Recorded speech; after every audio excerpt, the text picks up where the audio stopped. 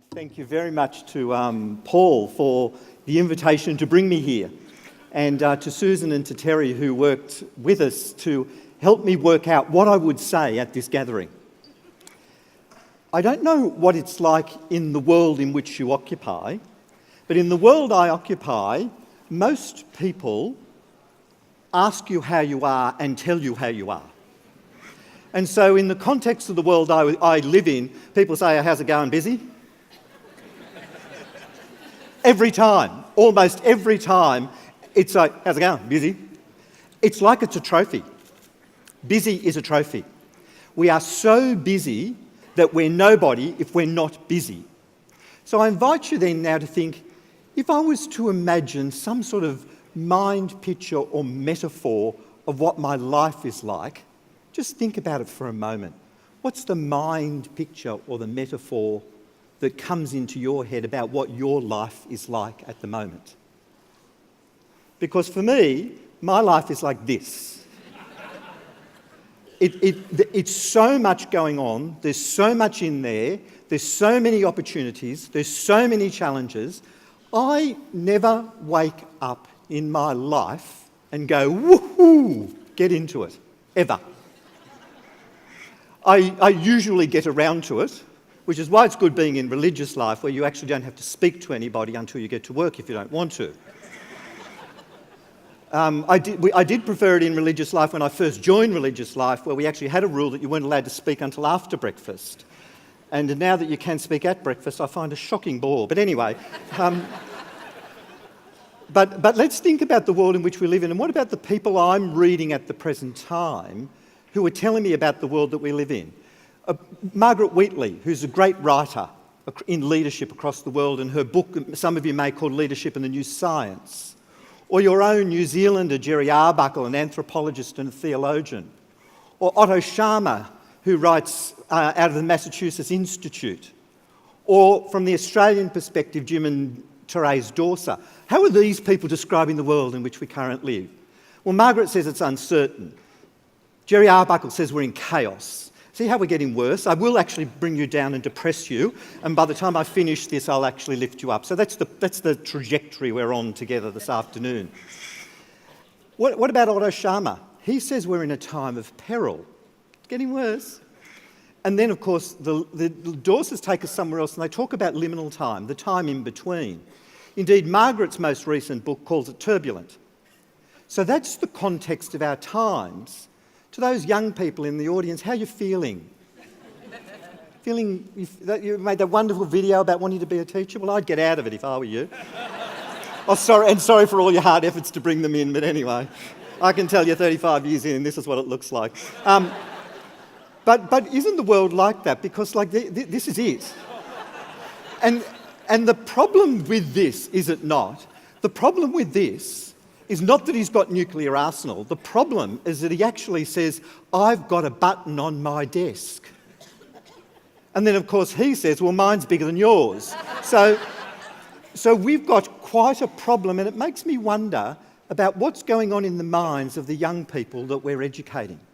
What's the context and the mindset? It was mentioned, was not early, by Bishop, the whole issue, and by Iona, the whole issue of well-being. The report that the issue for young people is the issue of mental illness, mental unwellness, about anxiety. Not this year, but last year when I came into my office after the summer break, two publications I read every week, The Tablet, which Paul quoted frequently, and America, another Catholic magazine out of the USA. Both of them on the same day reported 2017, the year of anxiety. I felt quite at home. So what's going on in the minds of people? Now, some of you might know this chap, Tim Minchin. You know, he's the writer of the musical Matilda and an Australian comedian. And I have a love-hate relationship with Tim Minchin. In fact, he doesn't know me, so he probably doesn't care about me. But I have a love-hate relationship with him. He's a phenomenally clever man, and he's phenomenally entertaining. And if you haven't seen his graduation speech at the University of Western Australia, where he's an alumni, Google it and watch it. It's an outstanding and hilarious thing. And he calls people into lots of altruistic things in some ways, but in other ways, he actually comes back to the point where he says to them at the very end of it all, do what you can, do it now, because in the end your life has no meaning. And he means it. Your life enjoy your meaningless life. And do it for now. Now, there's something quite profoundly theological in the now, but in his emphasis, that's all it is. And indeed, what he's on about is secularism. Tim Minchin and many others love secularism. And what is secularism according to this view? And that is that non-religious values will not be the preeminent values. So when we're talking about this secular culture, and we sometimes talk about it like this shocking little evil that's going to grab hold of Christianity and bury us, you know. But in our understanding of this, it's about non-religious values no longer being the authority by which public life is decided. So in secularism, what happens to us? We have a system of interpreting and organising human life on principles taken solely from this world without recourse to belief in God and a future world. So that's how I understand this whole context that comes to us out of these comments of Tim Minchin. So we can say, wow, I love secularism. It's so cool. And any of you who are into religion are so irrelevant and so outdated because it doesn't match the world. The problem, I believe, is this view that starts to emerge that in secularism we actually have some delightful nirvana. In secularism, everyone and everything is welcome. We're all beautiful together until I decide you're not, and then you can get stuffed. It's to be as crude as that, because that's what happens to us if we take this view of secularism. So when we have to ask the question, in our current context, what is the final authority for organising our public life? What is the final authority by which we decide that our life is the way in which our life is to be lived? I have a view on this, and that is that secularism, essentially the public view of how we organise our life, is by material and consumerist attitudes. That's what we do. We are materialistic and we consume. Where's my validity in this? Patrick Hederman, who's the former headmaster of Glenstal Abbey School in Ireland, and he's a little bit like a social commentator in Ireland as well, and quite well recognised, he wrote a book called The Boy in the Bubble. It was about the boys they were educating at Glenstal Abbey School, suggesting they existed in a bubble. But he's described our world like this. Early in his book, he says, our world is a bleak, business-like century. Feels good, doesn't it? That's the world we live in. It's bleak, business-like. And if you have a look at the work of Peter Senge, who worked with Otto Scharmer on a book that some people I've spoken to already and who know about called Presence, and it's about how we organise ourselves and understand ourselves in the world, had this to say: we are in the bowels. Stop there. I asked you to think of a mind metaphor for your life. Well, if I asked you to think of occupying somewhere in the human body, I wouldn't go to the bowels. We are in the bowels of this giant machine, the modern global economy, being used as instruments to serve its ends. We have created this machine collectively, but we feel trapped individually. We've shifted the burden so much to the machine that we don't see a lot of options, even though they may be really there. We can't go out into the woods and live happily off the land anymore, so we deep freeze our ability to sense what is going on. We deny the larger consequences of what we are doing. Isn't that true? That we are caught in this global economy. We are, by intuition, dissatisfied, but we say, what can we do? So we spend our life from the day we work working out our superannuation. Because what we need to do is, if we don't work that out, at the end it's not very good. It then takes us then into a view that money is the only thing that matters. And Michael Sandel, who out of Harvard Business School, has a wonderful unit, free online if you're interested, that looks at what the common good is about, completely aligned with Catholic social teaching, though it's not about being Catholic. And he writes about going from being a market economy to a market society. And what does he talk about? He talks about the fact that there is nothing money can't buy. And I can see you thinking, oh, I'm not so sure about that. Well, he suggests that there's almost nothing money can't buy. So if you're in prison in Santa Barbara, in California, it's not a nice place to be in prison in Santa Barbara, California, as you can see. But if you've got $83, you can upgrade. And so you can buy your way out of the discomfort, even in prison. Or you take yourselves to a charity in the USA which has decided that one of the best ways of solving the addiction to ice is to get the young women who are on ice who are having children and pay them $300 so that they can be sterilised. It's a charity, and it's going to buy our society out of the ice problem.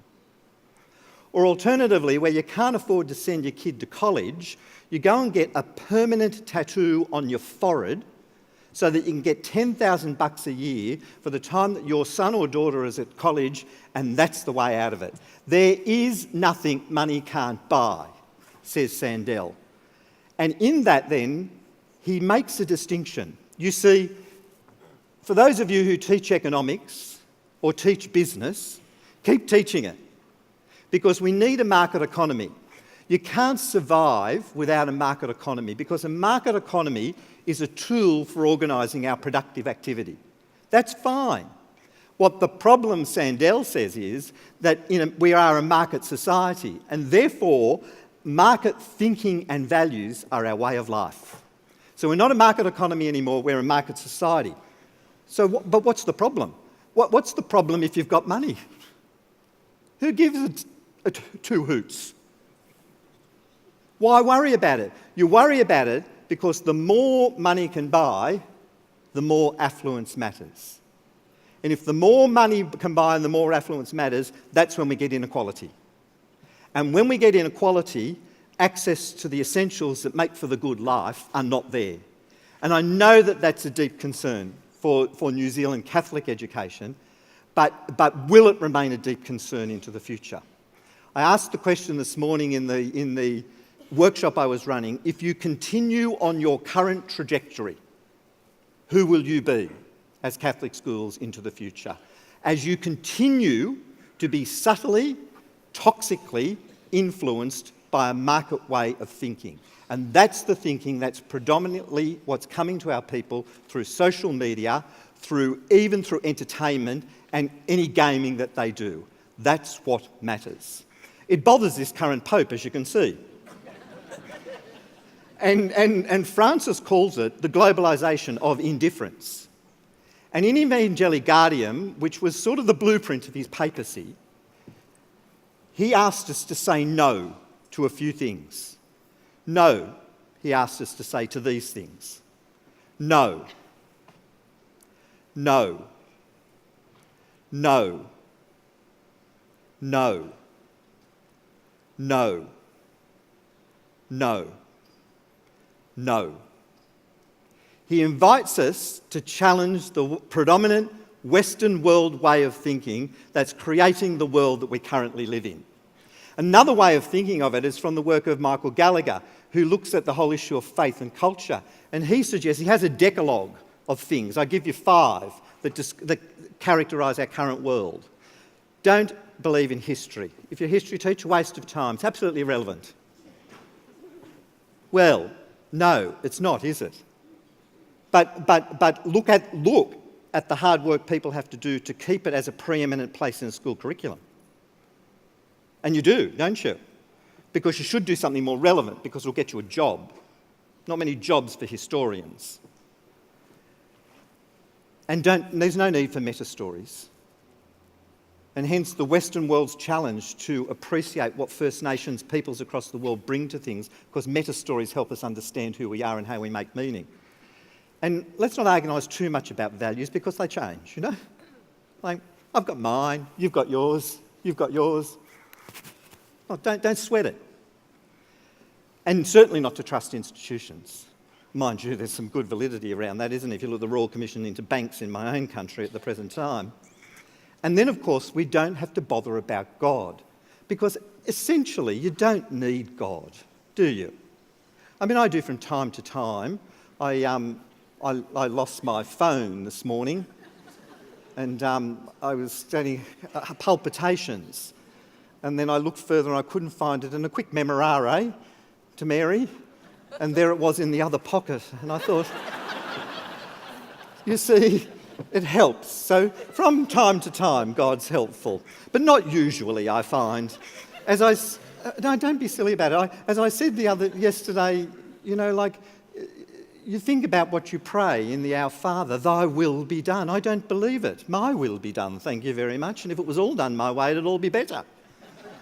So we don't really have a need for God.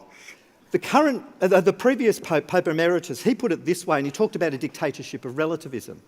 So everything's relative. And everything is relative to who?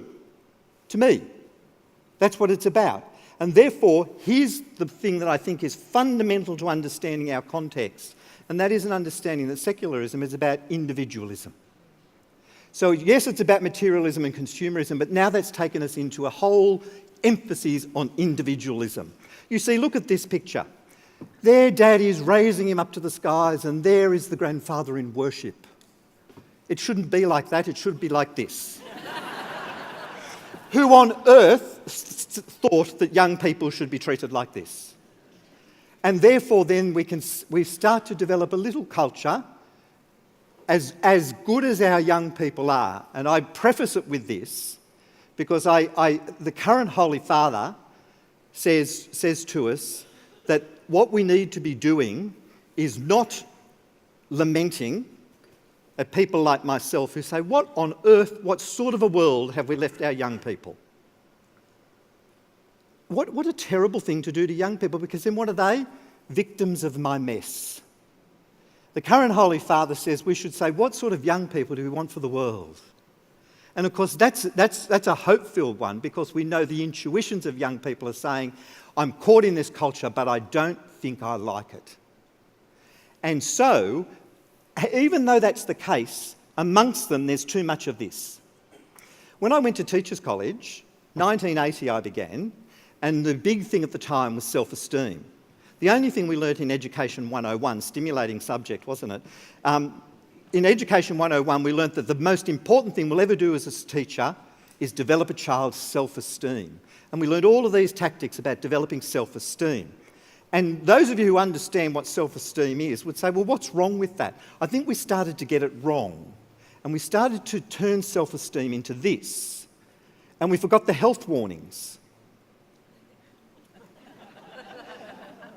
And so then we started to develop a culture that started to say to everyone, oh, you're so special. And it happens, does it not? Those of you who are in primary school are better at it than the secondary school people, at making people special. I can say that. I was a primary school teacher and principal for many years, and then I failed at that and became a secondary teacher. And then I failed at that, now I'm a university professor.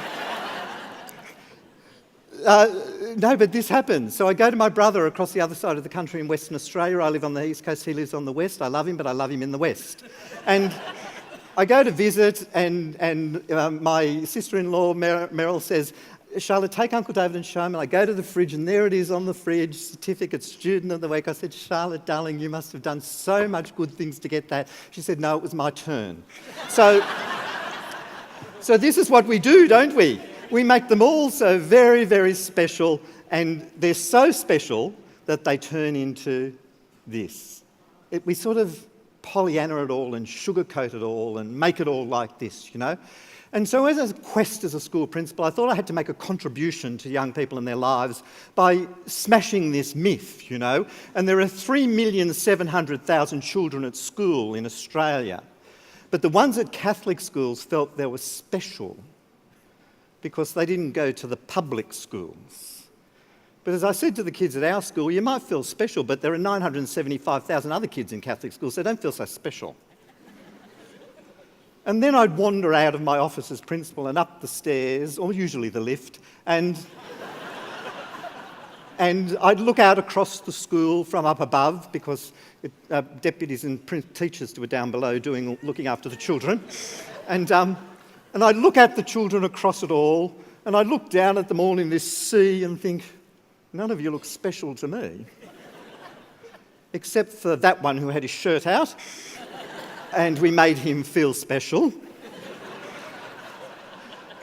But I'd go down to the junior school yard and I'd look at them all and they all looked the same. And then I'd go up to the senior yard and I'd say, oh, but brother, we're special, we have a different blazer. And since you were the headmaster of our school, you put braiding on the edge and you made us very special. I said, well, you might be special, but I just signed all your certificates and they all look the same to me. Then I started to wonder, has this got to do with the fact that I was never special? You know, the second child of 7. Neglected. But then I discovered how special I was, because only a couple of years back my mother said, darling, I said, yes, Mum. She said, guess what? She said, you know those first little pair of shoes you wore? I still have them, and she gave them to me. It's true, that's how special I am, but look how special I was.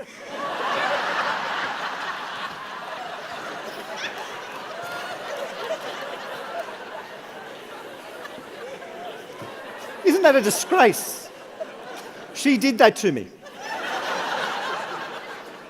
And not only that, but every child in Australia in 1967, when I began school, had a brown Globite case. But I was so special, no, I had a blue vinyl one.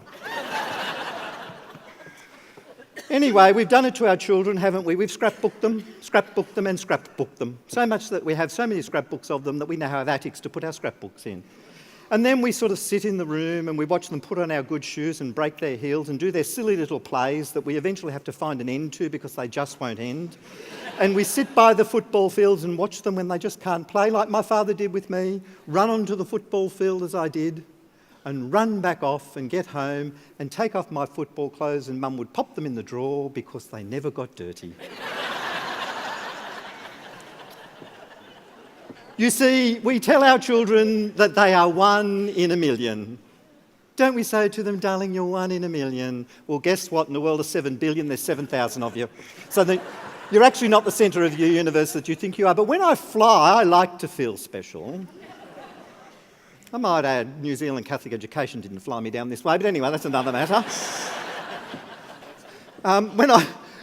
When I fly, I do like this, and the reason I like this is not because everyone's like this, it's because behind the curtain they're like this.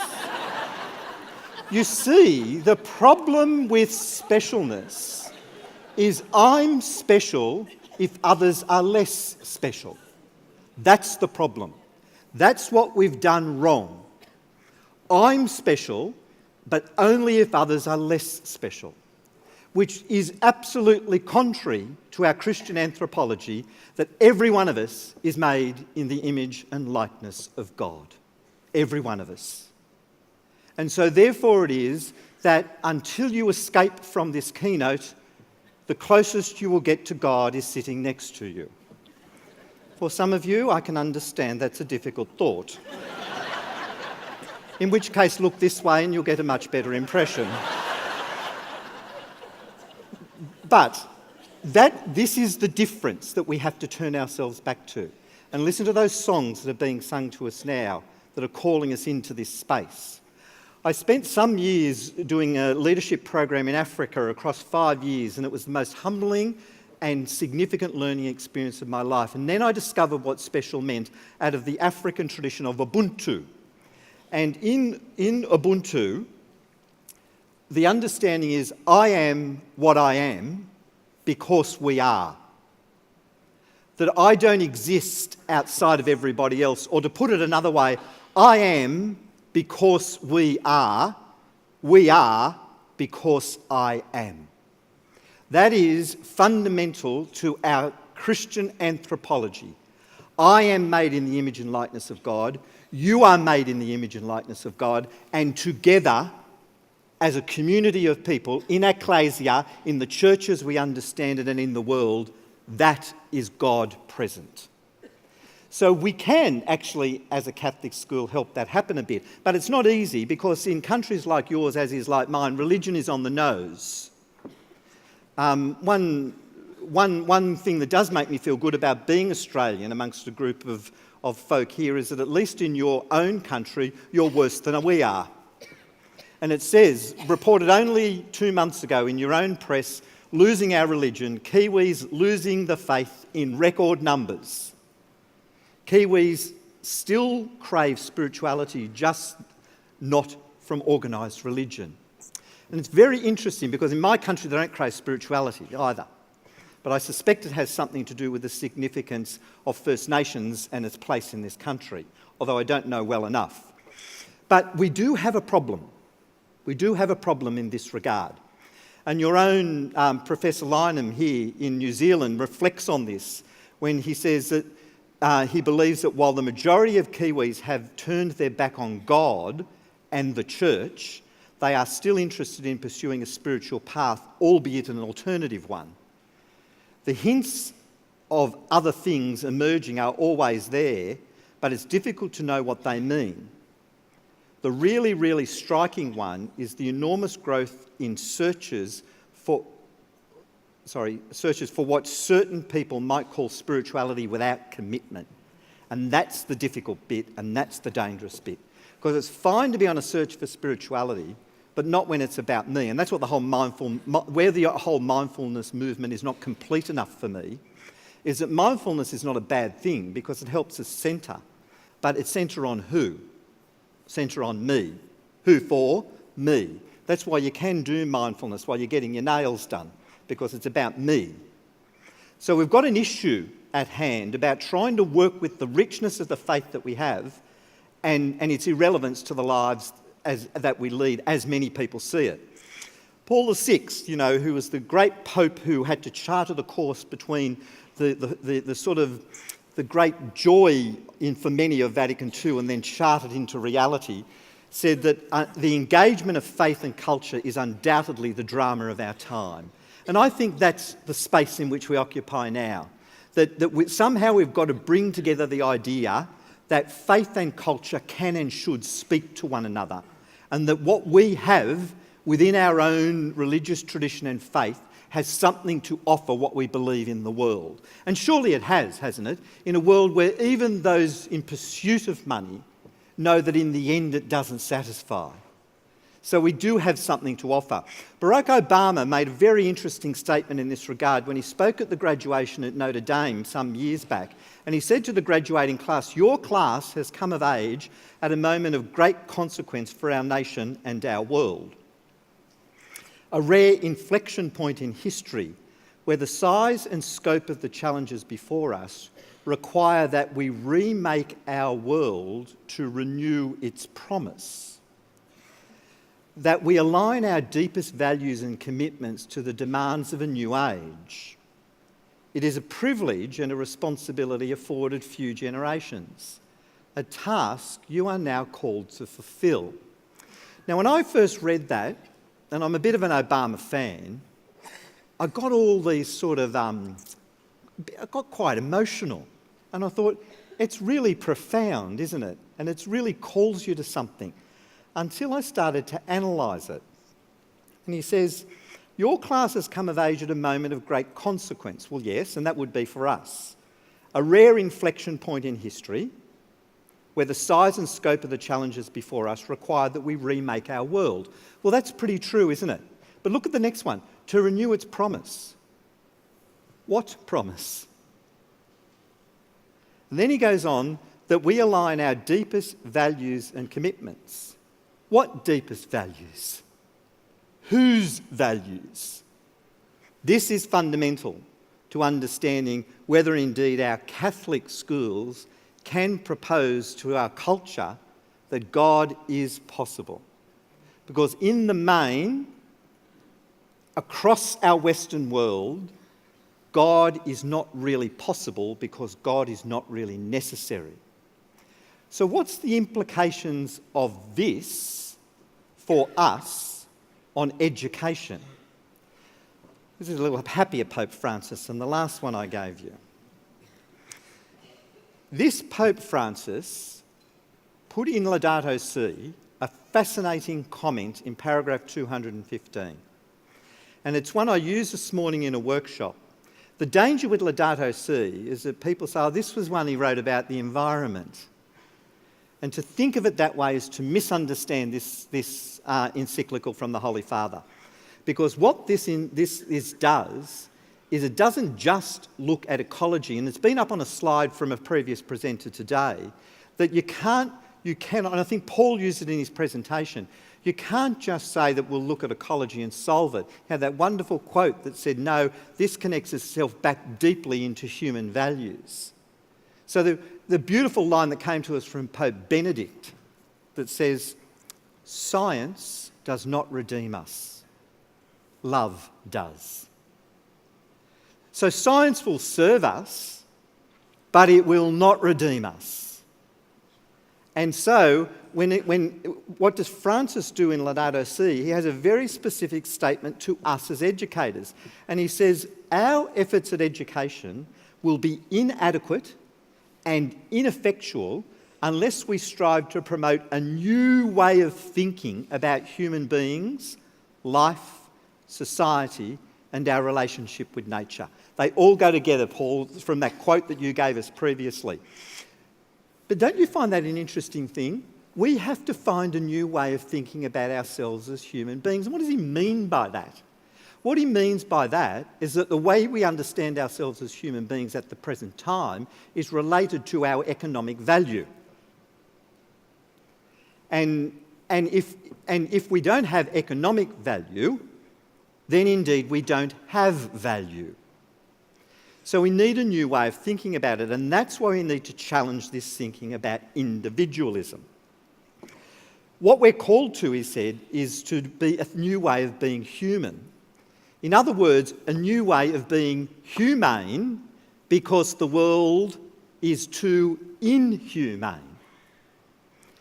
And so we read this very interesting thing from Greg Sheridan, who wrote in The Australian late last year, human beings create themselves inside a culture. A culture without God will create different human beings. That's why we're in the state that we're in. This is a much bigger shift than everything implied by the rise of digital technology, though this is involved in the revolution of the person we are now embarking on. And you remember Dame Therese said that, pay attention to technology. I would say pay attention to it, but there's more to it than that. When our culture has exiled God, there will be a radical change to the human personality and all our social institutions and relations. So the journey into lifting us out of the world we're into a new one is the journey into seeing the world through the lens and in the company of God. And don't we need it? I was in London when that crazy person drove down the bridge and wiped the people out. And what about what's happening today in Syria? Or what about what happens to children across the world?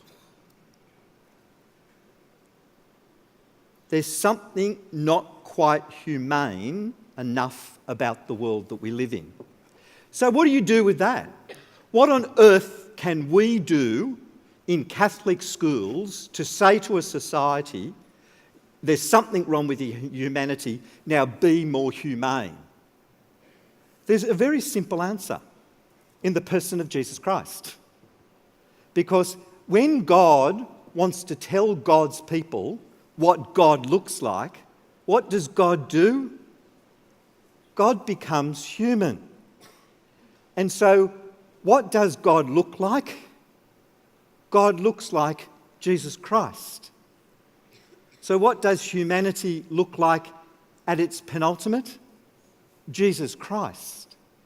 And so we come to understand God through Jesus, because that's why Jesus came, to show us who God was. There's that magnificent comment, which I absolutely love, from Pierre Teilhard de Chardin, who says, we are not human beings on a spiritual journey. We are spiritual beings on a human journey. And so what does this mean for us? It means we turn upside down this view that we've got this massive, horrible humanity, and if we religiousize it, it will become more spiritual. No. We, from the moment that we were brought into being, we were made in the image and likeness of God, and therefore we are spiritual from the first moment. And then we are born into the world, and what is our journey? To become more human. That's what we're on about in our journey, and therefore how we understand the person of Jesus Christ. But there's one problem. And there's one problem with what we're doing at the present time. Because we talk ad nauseum about gospel values. And they're good. I quite like them, most of them anyway, especially if other people have to live them. But we talk ad nauseum about gospel values, and they are helpful, about the values even of Jesus. But knowledge of Jesus and knowledge of his values is not enough. We have to have relationship with, because that's what will transform us. In my own country, a couple of prime ministers back, there was a concern about values, so we had to do values. And we got a values poster. You had to put it up in your school foyer. I did, because there's $2,000 attached to having it up. And one of the values on it, by the way, was mateship, which was really good for the 50% of women in Australia who wanted to be your mate. So there were attempts at values, but values are very important, but they're not enough, because we know the human intuition is to want good, but to struggle for it, is it not? I was not going to eat any chocolates at this event, and I've eaten one every time someone stuck one under my nose. I wasn't going to, in a conversation, contribute to gossip about how hopelessly someone else was performing, but by the end of the meeting I happened to point out some of their inadequacies. You know, there's this, we call it original sin. It's this the whole human journey to be more Christ-like, but we cannot do it alone. So what we need, and this becomes critical for us, not just we cannot give the children and the young people in our school an understanding by the time they matriculate that the best way to understand Jesus is for him to be their number one role model. That will help. But the number one thing is to say to be in relationship with him. Because when you are in relationship with him, you are transformed into him. That's why communion and Eucharist is so important to us. And that's why the whole struggle in theology between ourselves and Protestant faiths struggles sometimes, because we don't believe we're receiving a symbol of Jesus Christ. Because if I receive a symbol of Jesus Christ, I have to do the work. I receive the symbol and then I have to try and make myself. But no, we believe we receive. So in Eucharist, I become what I receive, that I might be then that Christ to the world, that I might be that better image of humanity to the world. And we can help our young people understand this, because my dad is dead, like Jesus is dead. My dad is dead. The human Jesus is dead. My dad is dead 18 years. But I am still in relationship with him. In fact, I think I'm closer to him. I've forgiven him and he's forgiven me in death, I think. But I'm in relationship to him. I hear him speaking to me again, and I'm not like going somewhere. I'm not on something. I'm in relationship with him, because that's how we understand the communion of saints, do we not? And the most beautiful line in the Catholic funeral that says, life is changed, not ended. And so this life now is part of the life. As I said to folk this morning in my workshop, one of the things I do struggle with is some of the people I thought I would be free from after death will be in eternity with me. And I don't believe some of them need to be there. But I do struggle. I have a long way to go, as you can see. I've got faith here and I'm struggling here.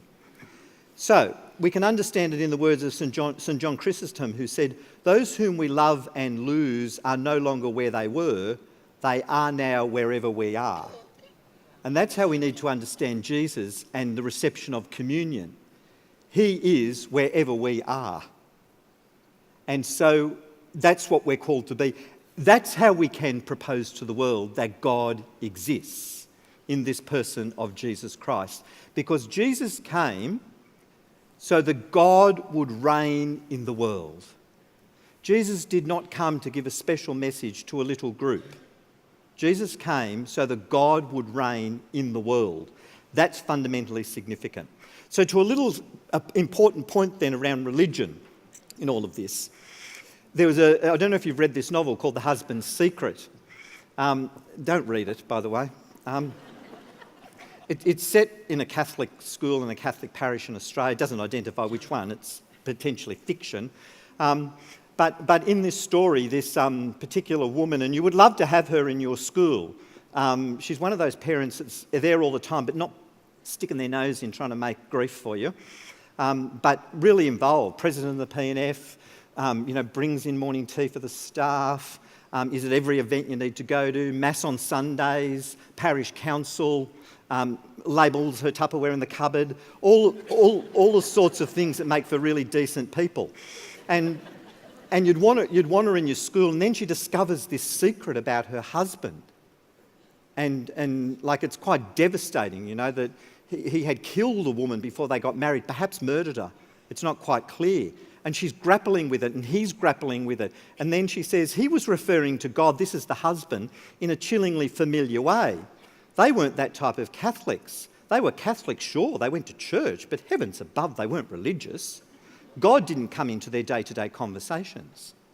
So we've got to be really careful about making sure that how we put forward why we do things religiously are in fact to help us experience God. Daniel O'Leary, the beautiful Irish theologian, writes this. He says, "Our faith is not about becoming more religious. Our work and goal is to experience, nourish and appreciate the divine beauty for our true humanity, no matter what form it takes." So it's a very challenging thought. Now, I'm not proposing, though, that I believe we don't need religious practice. That hopefully will serve it. And so Paul Sharkey, who writes of this in Australia, talks about the experience of God, and that God can be experienced and revealed to us in the presence of Jesus, as I've just said, but also made known to us through the teachings of our church, through its liturgical life, through its sacraments, through its sacred texts, and how we care. And so we want our religious practice to bring our young people into a realisation that God dwells here. Gerald Grace, who runs the Catholic Education Institute at St Mary's, Twickenham, describes Catholicity this way, in terms of the Catholic school. Catholicity is the distinctive spiritual, religious and cultural habitus in which the presence of God is encountered. And so that's the good benchmark. Is everything that we do by way of its religious practice and by its human activity, have our young people experience God? Is that the experience of church in our schools? Sometimes when I go to various things and there are prayers of the faithful, I cringe. I've heard some hideous prayers of the faithful. I'm not sure what they're praying for.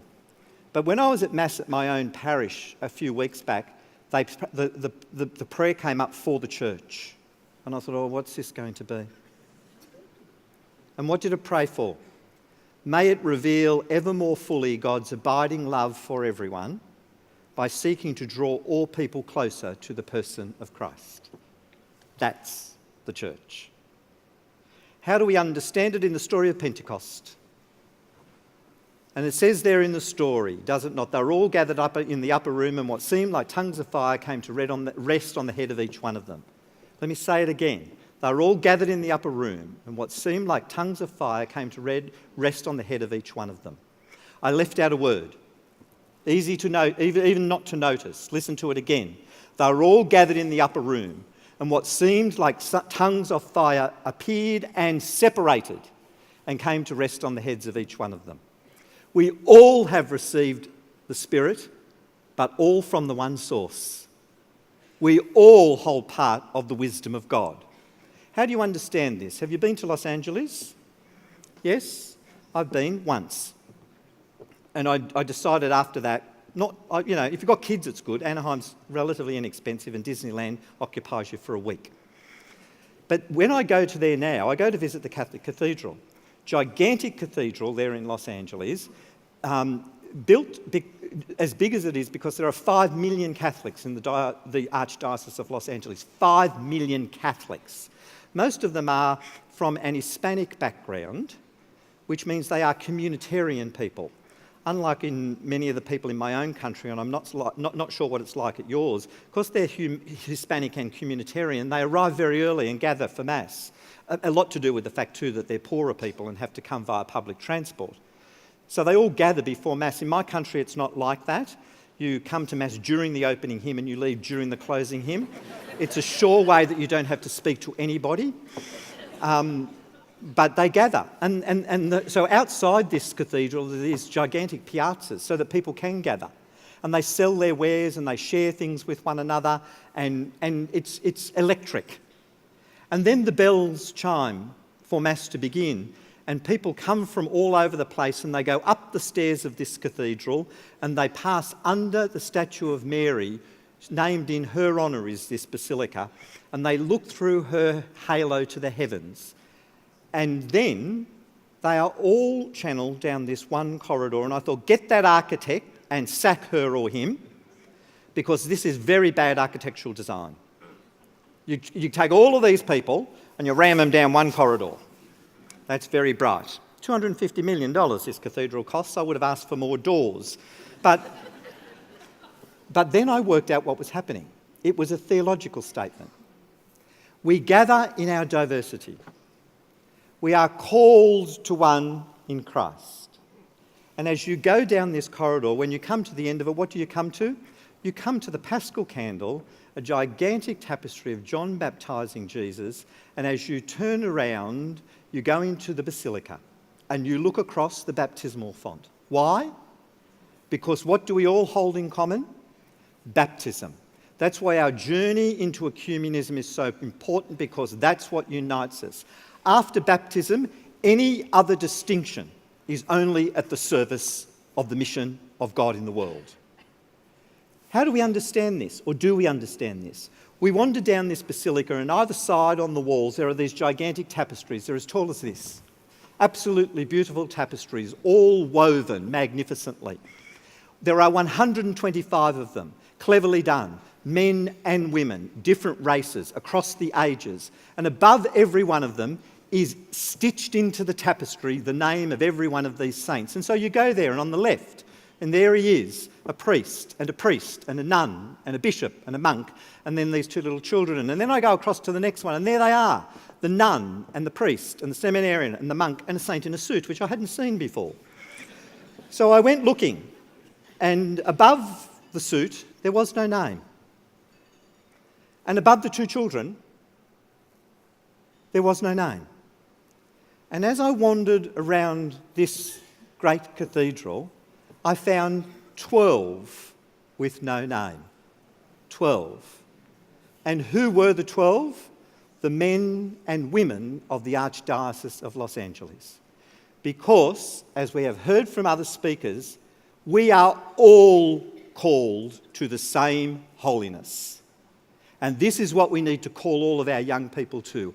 They cannot opt out of the call to holiness. Now, when John Paul II was Pope, 28 years he was Pope, and in 28 years, John Paul II made 482 saints. There's a whole department in the Vatican, called the Congregation for the Saints that makes them. Well, no, sorry, they don't make them. They approve them. And I tell you when I would have liked to have worked there. I would have liked to have worked there before John Paul II. Because in the 400 years before John Paul II, they made 400 saints. That's one a year. It's not a bad workload. And then, in John Paul II's papacy, in 28 years, he made 482. Now, that does change the workload, and it did make it a little bit tougher on them, although maybe it didn't make for too much more workload, because John the 23rd was once asked how many people work in the Vatican, and he said, oh, about half. And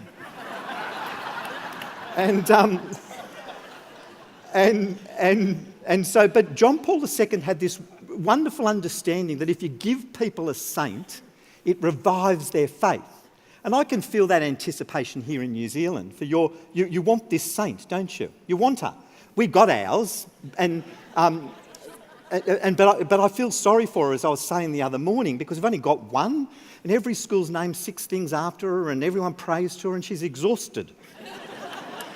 So we have to declare a decade off Mary MacKillop, I think, to give her a break. But John Paul II says it revives the life of the people. That's what it does. And so he wanted it. But he went back to the congregation for the saints and he said to them, look, you're putting up some great people, but is it possible that you might think of some other people other than just religious men and women and priests and bishops? Not that many of them who were canonised hadn't done great things, but he said, can you give me a few more of the unwashed like yourselves, most of you lay people? And they gave him a few to pacify him, but they couldn't give him too many. Why? Why? The reason why was the criteria wasn't complete. The criteria was too narrow. And so in the beautiful prayer that we had this morning, we had a litany of quotes from the most recent document that this Holy Father has given to us called Rejoice and Be Glad, the Call to Holiness in Today's World. And if you haven't read it, read it. But there were 8 or 9 quotes from it in this morning's prayer. And I think Paul quoted from it as well. And what does it say? It says that we're all called to holiness. And who is holy? That constancy of the parent. It could be our neighbour. This is how we can put forward to us a world that God dwells by living into our holiness. And living into our holiness in the example of Jesus Christ. That's what we're called to do. That's the proposal, the proposition that we have to put forward to our young people. And then to use our religion teaching and our religious practice to draw them into using that to achieve that. That's what we want. That's what we should be doing. That's what we should be calling them into. So we need to finish in a moment, and I'm going to. But I just want to take a little aside before I go to my final point, which I think is a very important thing to make to a Catholic group at a time when religion in the Western world's going like that, and Catholicism pretty quickly too. And that's this. I don't know what it's like for you being a Catholic. I don't mind it. At age 56, it's not much use being anything else because no one else will employ me.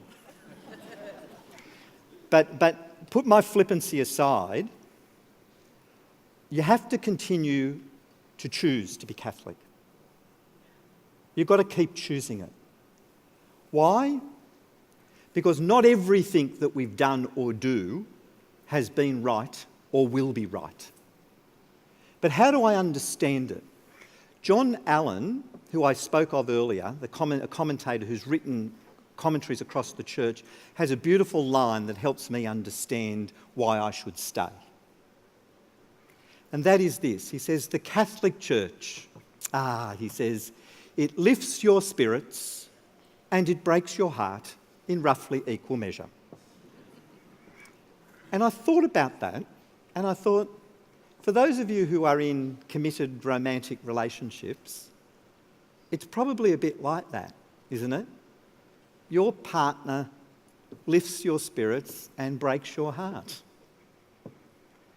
And that's what the church is. It's not some institution that belongs to somebody else.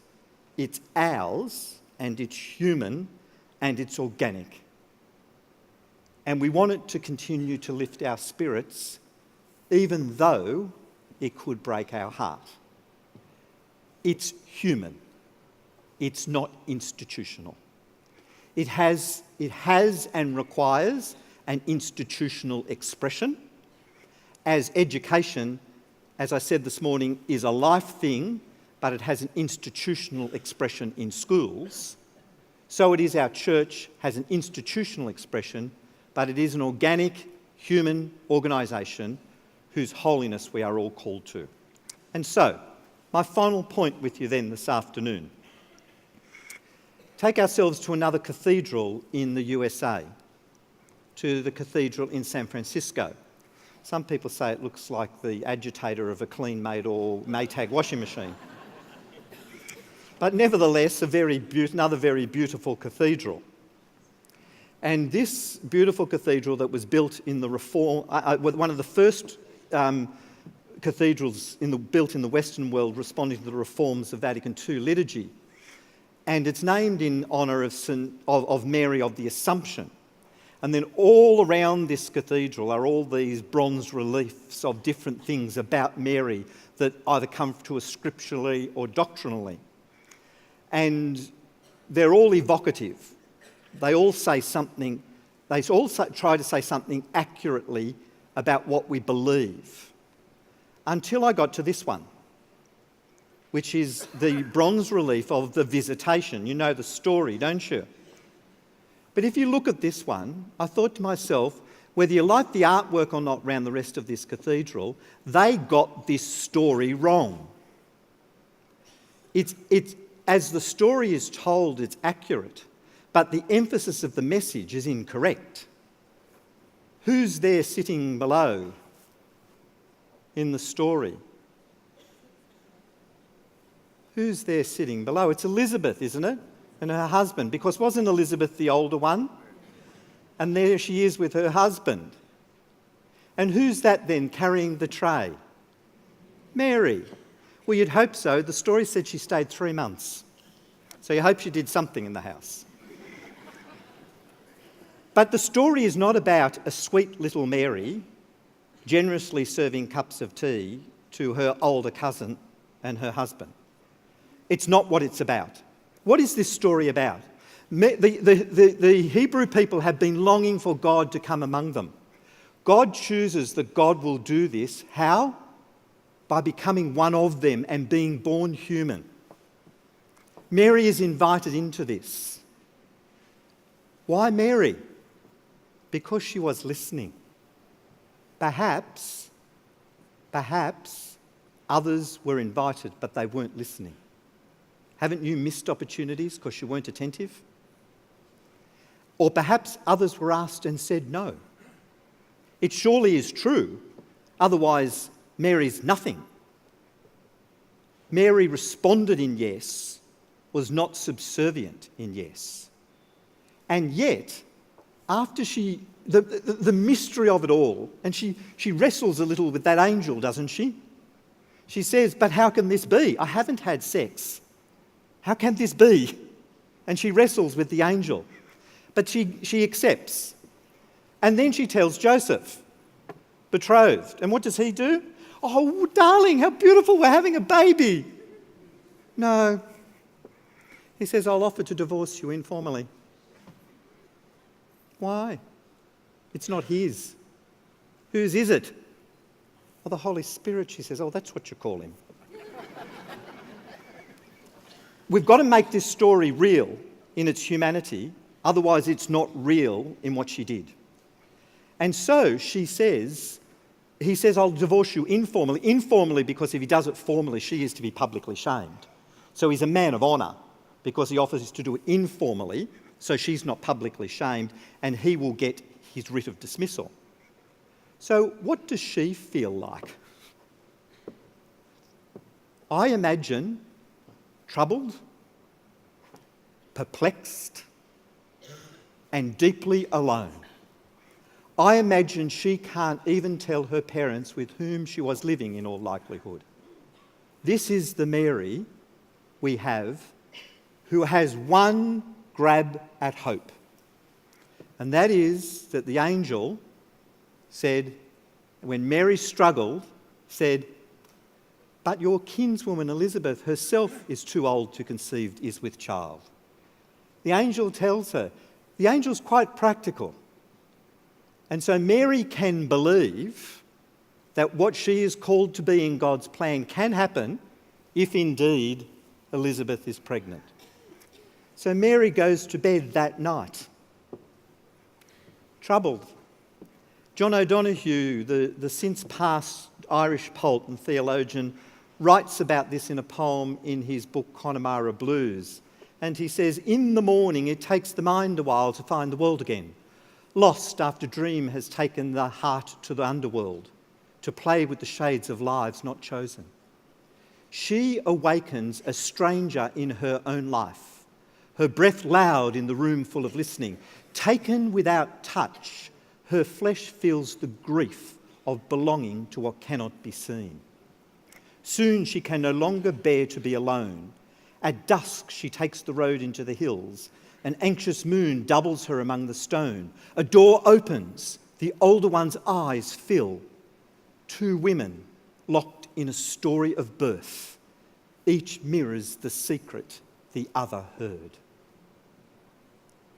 You see, Mary only came to believe and understand in Elizabeth's affirmation. Mary needed Elizabeth in this affirmation, as we need one another in our affirmation that we all carry and hold the wisdom of God. What we're called to do is to bring alive in all of the young people we educate the God that dwells, so that they can live that God into a world so much in need of the God who loves us first. Thank you.